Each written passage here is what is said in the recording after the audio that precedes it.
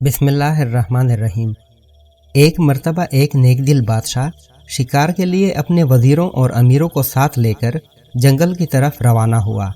वहाँ जंगल में पहुंचकर बादशाह सलामत खुद और उसके साथी वजीर, जो घोड़ों पर सवार थे, शिकार के जानवरों की तलाश में इधर उधर फैल गए।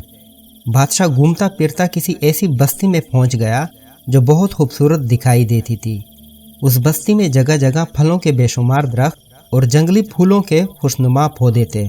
हालांकि वहाँ कोई दरिया, नहर या चश्मा नजर नहीं आता था। बादशाह कुदरत की ये बेमिसाल कारीगरी देखकर अपने दिल में बहुत खुश हुआ और खुदा का शुक्र बजा लाया। गर्मी का मौसम था और दोपहर का वक्त।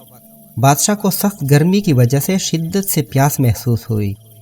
वो बहुत थक गया था, लेकिन पीने के पानी का कहीं पता ना था। आखिर बादशाह को एक दरख्त के नीचे चंद बच्चे खेलते नजर आए। बादशाह ने उन बच्चों को अपनी तरफ बुलाया। उनमें एक बच्ची जो ज़्यादा समझदार मालूम होती थी, उससे बादशाह ने पानी पिलाने की ख्वाहिश जाहिर की। बादशाह की ये ख्वाहिश सुनकर वो लड़की तेज़ी से भागती हुई अपने घर गई और जल्दी से फलों का शरबत बनाकर एक गिलास में ले आई। ये शरबत बहुत मीठा और ठंडा था। बादशाह शरबत पीकर ताज़ा दम हो गया और उसने लड़की से खुश होकर बहुत तारीफ़ की और उससे कहा कि तुमने शरबत बनाने की क्यों तकलीफ़ की, सादा पानी ले आती। लड़की ने जवाब दिया कि शरबत तो नहीं बनाया, हमारे छोटे से घर में कई दरख्त हैं, उनमें जो फल लगे हैं ये उनका रस है। मेरी माँ ने एक फल तोड़कर उसका रस निचोड़कर गिलास में भर दिया। मैं ये रस आपके लिए ले आई।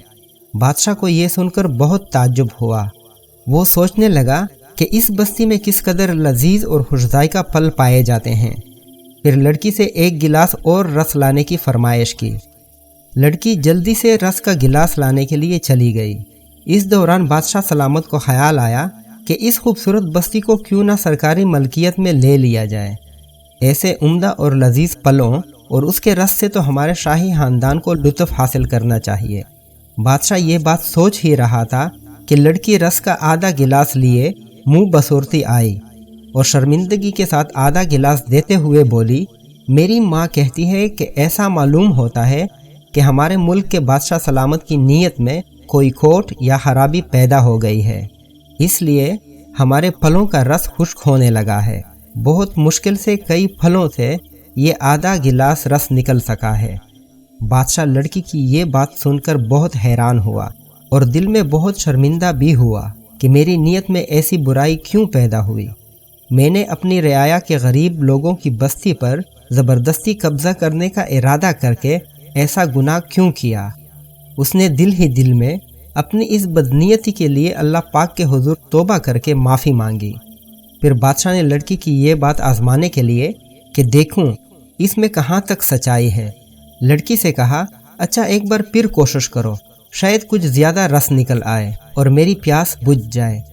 लड़की बादशाह को अजनबी समझकर उसकी प्यास बुझाने की खातिर रस लाने के लिए दोबारा घर गई और थोड़ी ही देर बाद हंसती हुई रस का बड़ा गिलास लेकर आए और बोली, अम्मा कहती हैं कि अल्लाह का शुक्र है, हमारे बादशाह सलामत की नीयत ठीक हो गई।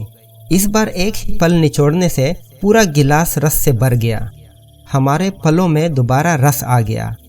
लड़की की बात से बादशाह सलामत को यकीन आ गया कि वाकई इसने जो कहा है बिल्कुल सच ही कहा है।